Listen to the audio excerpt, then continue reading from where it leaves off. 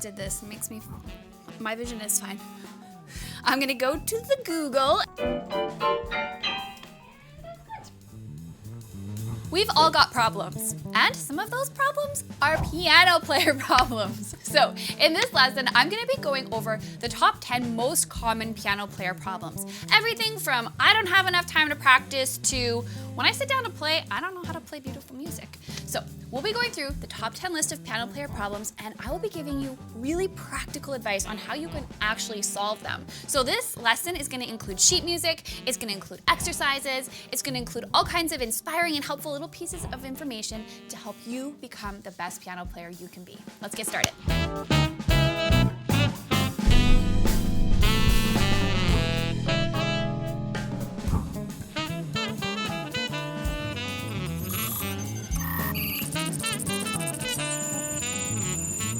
There are two things about sight reading that I really want to tell you. The first one is when you're sight reading, you don't actually have to read every single note. That will slow you down, that will take a long time. So pick 3 or 4 notes on the staff. I like middle C, treble clef G, because it's that second line up from the bottom, and I like bass clef F. That's the one that runs through that big dot of the bass clef. Those are my landmark notes. So when I see those notes, I can memorize them. I know right away what note is there, and then I can use that to help me negotiate and sort of guess the rest of the notes. So I'm constantly looking for patterns. So if I see middle C and then I see notes moving up in steps, I see the C, I think it, I read it, and then I just simply move my hand up to play what's on the page. Now, the next thing about sight reading is you gotta practice it every day, but don't practice it at a level that makes you absolutely crazy. Practice your sight reading at a level that's quite a few steps sort of before where you're at. What I mean is pick something really easy to sight read. So I've included some sheet music for you. So you're gonna have 5 short, sweet, simple little sight reading exercises that you can include in your daily routine. They're not long, they don't need to take up a ton of time.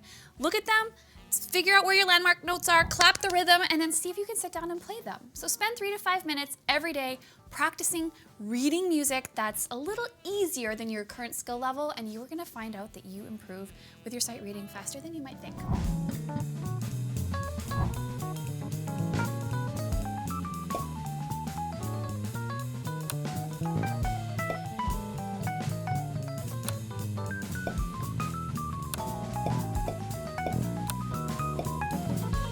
So this issue might be more common than you think because there are so many ways to learn the piano now. You can go take private lessons. Lots of us are on YouTube looking for little tidbits of information. But when you want to become serious about playing the piano, what do you focus on? When you sit down to play, what are you supposed to play to actually become better? So there are 5 elements of a perfect practice. If you do these 5 things each time you sit down at the piano, you will improve and you will get better. So number 1, warm up. Play like a little 5-note scale. You can do it hands separately or hands together. Spend a minute or 2 just arriving at the piano. Number 2, your technique. Technique is so important to becoming a good piano player.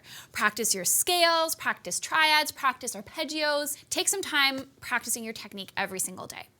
Number 3 is you want to be working on learning new things, whether that's your sight reading or it's a new lesson or a new concept or a new song. Just work on something new where you're challenging your skills and you're pushing yourself forward. The next thing is your songs. Now this is really important because songs are why we actually learn how to play the piano, right? Because we don't learn it to play scales. We learn it so we can play our favorite songs.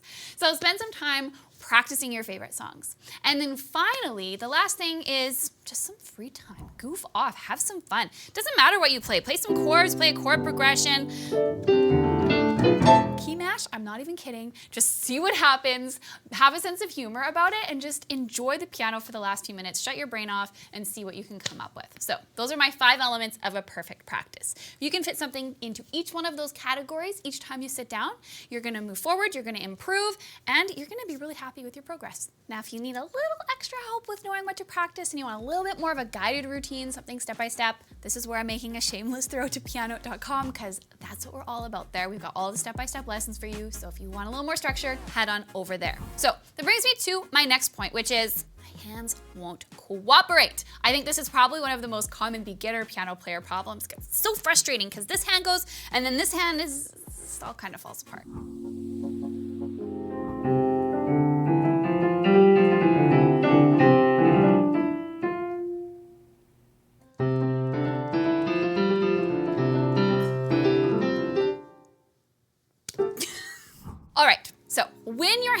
cooperate, there are a couple very, very practical things that you can do that will help you build up that coordination. The first thing is really allow yourself to sink into the keys. Now, I'm not saying muscle your way through them. What I'm saying is when we're first learning something, we can tend to be kind of cautious about it and maybe not really commit. When you're developing hand coordination, you need to commit so that you're creating that sort of connection from your brain to your fingers. So start with a 5-note scale, bottom note, up, up. Really sink into the keys and then work your way back down. And as a beginner, even this little exercise can be so challenging.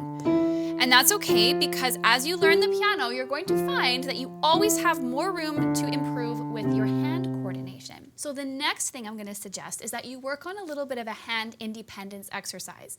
Now, my favorite way to do this is to play exactly what I just showed you, but with different rhythms. And this will really get your brain, those wheels will be creaking. So here's what I'm going to do. I'm going to play double the speed with my left hand, and it'll sound like this. So this is going to be really hard at first if you're new to it. I promise you can do it, but it's not easy. So same notes, but this hand was going at twice the speed as this hand. You can also reverse it. So I'm going to go the fast way with my right hand, and I'm going to go slow with my left. Where can I come back into that? So we're going to go. We're going to go fast in our right hand, and we're going to go slow in our left hand. So I'm just going to see what happens. Oh, I did it. See, sometimes you just need a second to reset your brain. Woo! So the thing about hand independence and developing hand coordination is that if it's easy, if you're practicing the skill and it's easy, you're not doing the right things. This is something that should always be challenging when you're practicing it. So know that no matter how good you become at this exercise, there's always going to be another one that's going to challenge you more and more and more. So if you're struggling at coordinating your hands, chances are you also maybe feel like your left hand is not quite as, let's say, coordinated, efficient, effective, intelligent as your right hand. And you might get frustrated with your left hand. Which brings me to my next point, which is my left hand kind of sucks.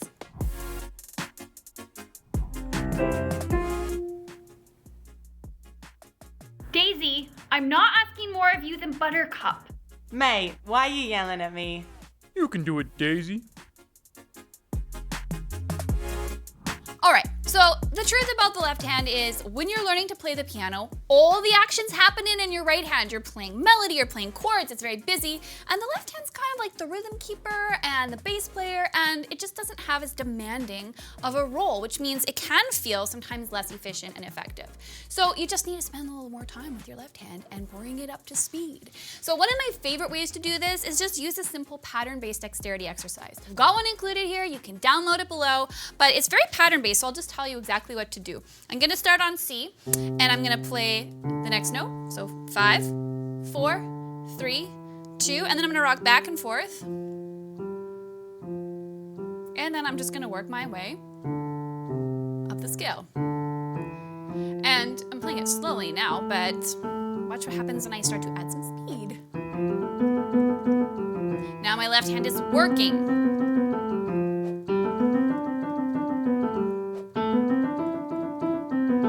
And one more. That's all you need to do. And you can create your own patterns. If you want to target your 5 and 4, then simply play 5, 4. You can rock like that. You can rock like this. Spend some time. Try to stay relaxed.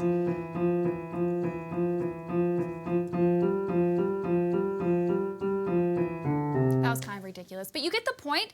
Pick the fingers that are maybe giving you the most trouble and just spend some time. You can use the pattern-based exercise that I've included as a download, or you can create your own, or you can just spend some time rocking between each finger just to build that dexterity. You can also build this away from the piano, so I'm just gonna pretend like I'm at my desk here. This kind of is my desk these days. But if I'm sitting at a desk, I can just practice placing my hand down and lifting, ooh, that's tricky, each finger and replacing it. You won't even know if your boss walks past that you're not focusing on your work, because you could be very subtle about this. But there's a couple of ways that you can develop your left hand at the piano or away from the piano so that you can improve your left hand. So the next point, rhythm. So one of my biggest struggles with piano and music in general is I have terrible rhythm. This one's personal for me, and I blame it on the metronome that I had to grow up with, which is here somewhere.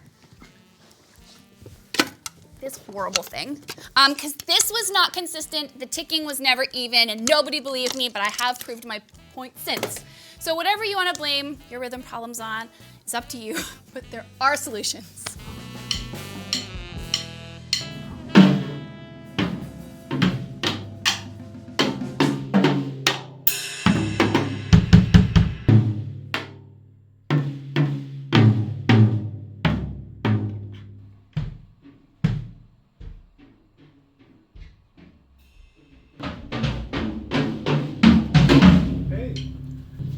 It was good, you know? Thank you.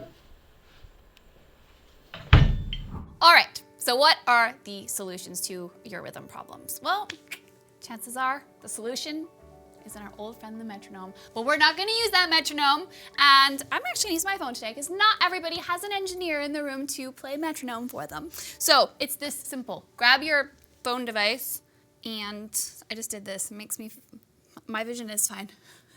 I'm gonna go to the Google and I'm just gonna type in metronome. And there's an awesome one that just kind of comes on screen. This is my favorite metronome to use actually. So I'm gonna set it to, not that fast. I'm gonna set it to like 60. And we're just gonna practice the C scale with it. That's nice and slow. So step one, with the metronome, you need to feel it. Don't just start playing. Take a moment, tap your foot. Every time you hear a click, play a note. Click, click, click. I'm even using my left hand to kind of help me stay on track. You want to target each note at that exact moment that the beat is happening. Now, once you can do that, you can get a little crazy. You can now try playing two notes. This is like the step two, your next level. Play two notes per click. So again, I'm gonna tap, I'm gonna feel it.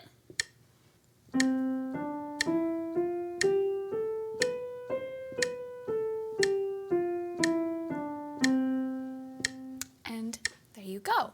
Now, you can increase the BPM slowly and steadily until you are running up and down the keys. But this exercise isn't about playing fast. This exercise is about playing accurately to the rhythm.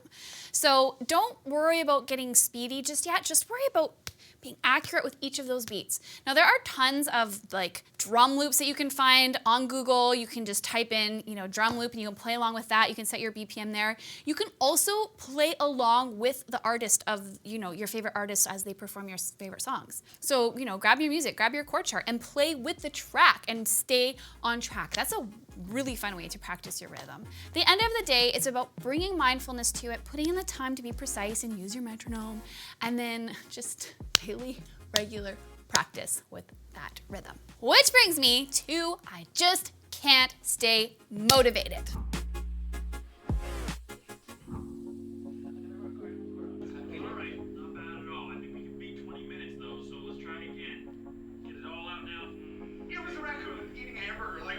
News flash for you, you're not always gonna feel motivated. This is normal. We all feel the same way about the piano because learning to play the piano is work. And at the end of the day, you're tired. You might have other things that maybe take priority, and it's hard to sometimes convince ourselves that we need to go and do the work. So my biggest piece of advice for you is you've got to stay connected to your why.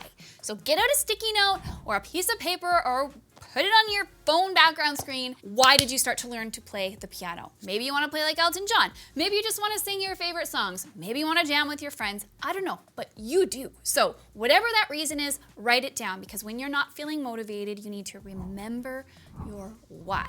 When you do that, you're going to feel a little bit more spark, a little bit more energy to get to the piano and play. The second thing is pay attention to how you feel when you're at the piano. So chances are the hardest part is just getting on the bench. Once you're there, it's like you'll lose track of time. 5 minutes, 10 minutes will pass and you'll be like, oh, I'm so happy I'm here. And then take some time afterward to reflect on how you felt. Because once you train your brain to know that this is actually a treat, even though it's work, afterwards you're gonna feel great, it's gonna help you so much when it comes to returning to the piano. So connect to your why, Focus on how good playing the piano makes you feel, and it's gonna really, really help with your motivation. Okay, so our next point has to do with chord inversions. Chord inversions stress me out.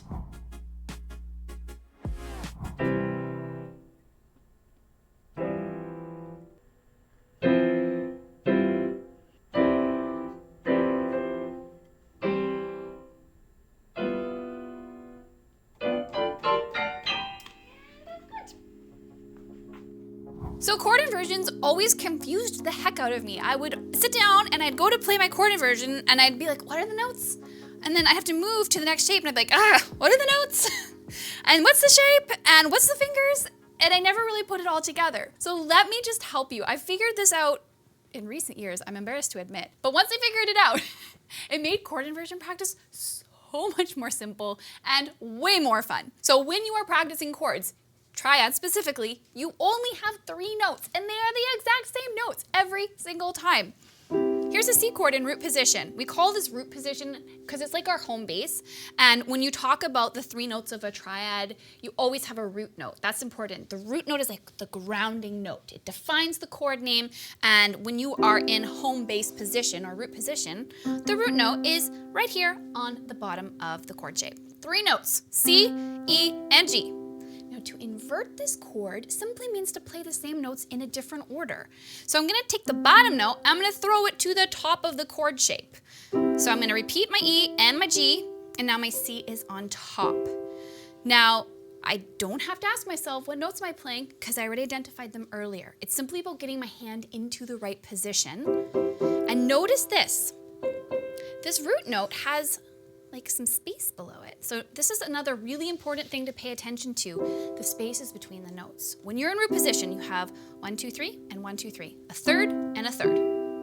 When you go to first inversion, you have a third on the bottom and a fourth on the top. And that's why it feels really organic to use a 2-finger here. This creates too much of a stretch. So first inversion in the right hand always uses 1, 2, and 5. Boom. First inversion.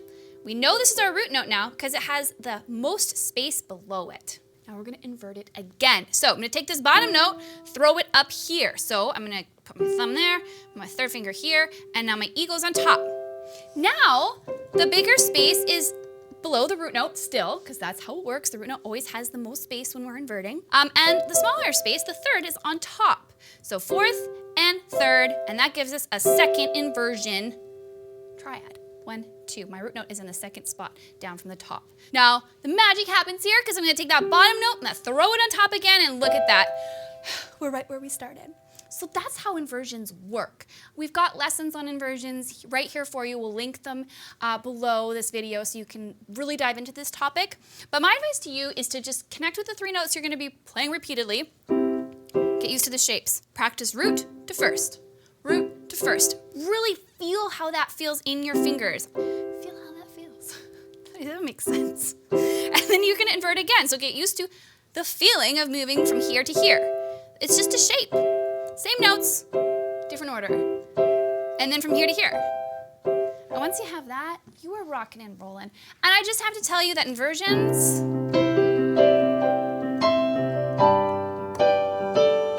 are the secret to playing really cool sounding things on the piano. So just trust me, spend your time here.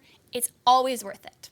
And since we're talking about chords and chord inversions, this leads us to our next problem, which is I don't know how to make beautiful chord progressions.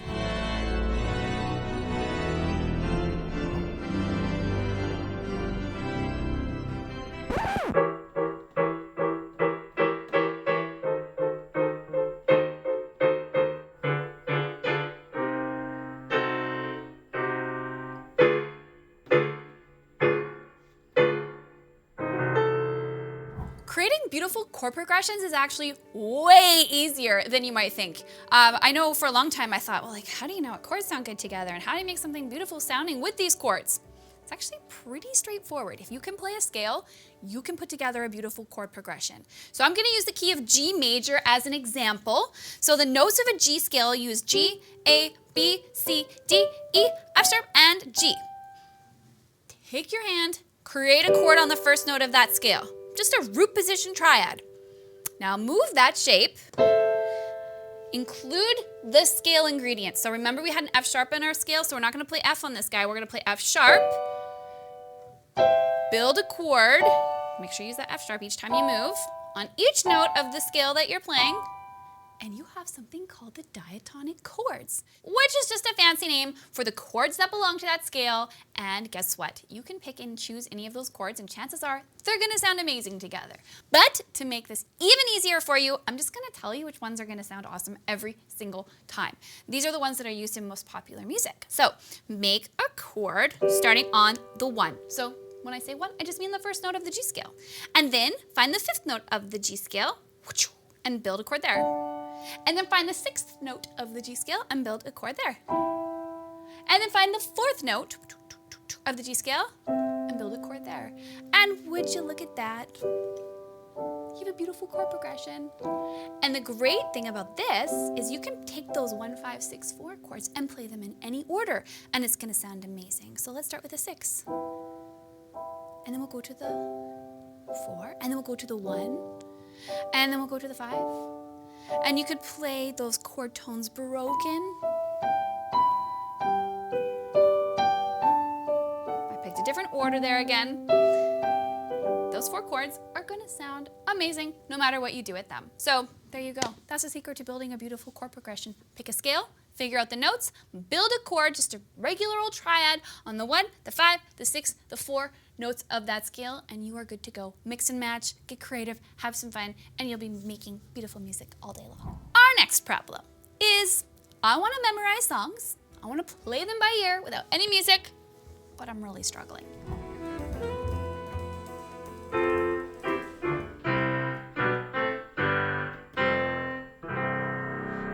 That was so much fun. Do you know how to play Alan Walker, Faded? No.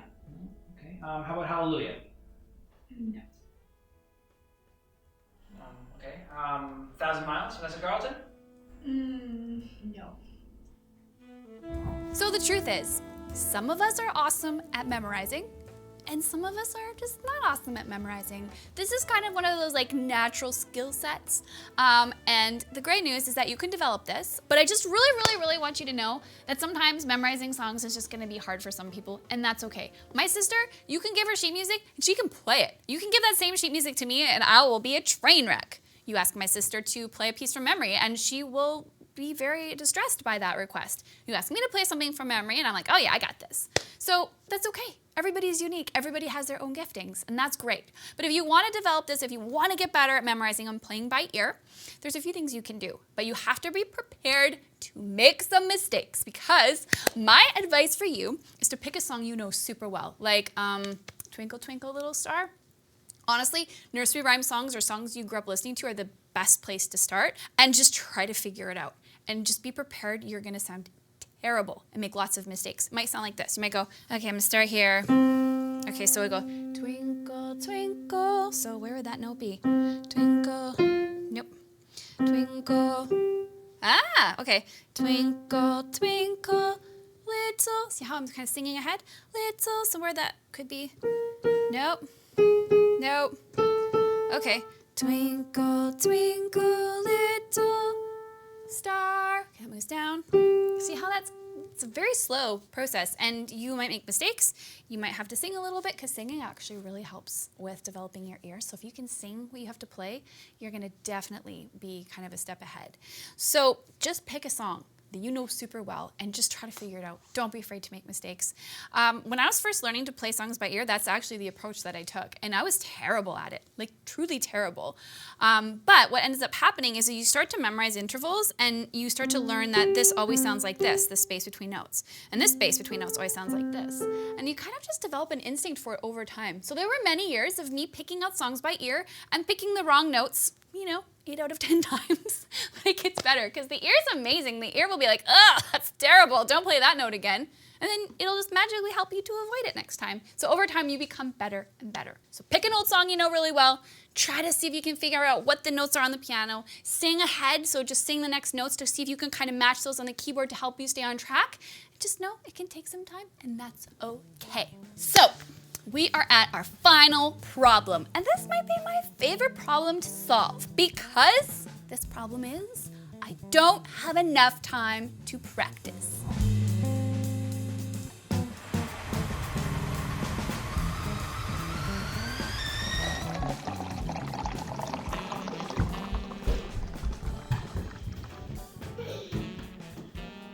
What are you doing? Seriously?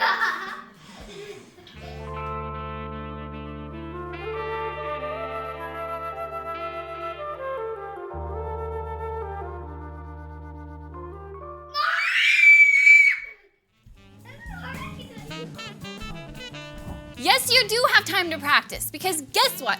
Every single one of us has at least 5 minutes in a day that we can sit down at the piano and practice. So as you can see, I'm very passionate about this subject because I have had to have this conversation with my own self very many times because I'm super busy. I work full time, sometimes I teach on the side, I've got kids at home, I've got all the things going on.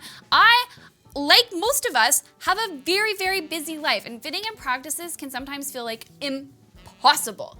But here's what I learned. I always have time for a few things. I always have time to scroll on my phone, to check my emails, to text my friends, to watch a show. If you have time for those things, you have 5 minutes to practice. And guess what? If you practice 5 minutes every day, you will actually be making progress. If you practice 0 minutes every day, you'll be making 0 progress. So have a plan for your busy days. My plan is always to have I have a scale. I write this down actually. I have a scale, a chord, a chord progression, a song. So if I know I'm gonna use the it's too busy of a day excuse, I just go do that thing for 5 minutes. Set a timer. And you know what happens? 5 minutes passes and I'm like, oh geez, I'm having a lot of fun here. And then I practice a little bit longer. And 5 minutes turns into 10, which turns into 20, and then I'm feeling great, and I'm singing, and I'm just relaxing, and I think it's probably a little healthier for me than scrolling on my phone. So, that's my speech about you don't have time to practice because you probably have 5 minutes and 5 minutes makes a difference and it'll be good for you, I promise. So if you think you're too busy, take 5, do a little practice, feel good, and then move on to whatever it is that you want to spend the rest of your time on. All right, there are the top 10 piano player problems solved. So now what do? Go do the work. Take these pieces of advice, use the downloads that we've included for some of the tips below this video, spend your time, do your practices, you got no excuses now, and go get better at playing the piano. Have some fun. Oh, and make sure you check in every week because we release new videos for you every single week. And if you hit the subscribe button, you'll get the notifications that'll tell you every time there's a new lesson waiting for you. So, happy practicing as you were. See you next time.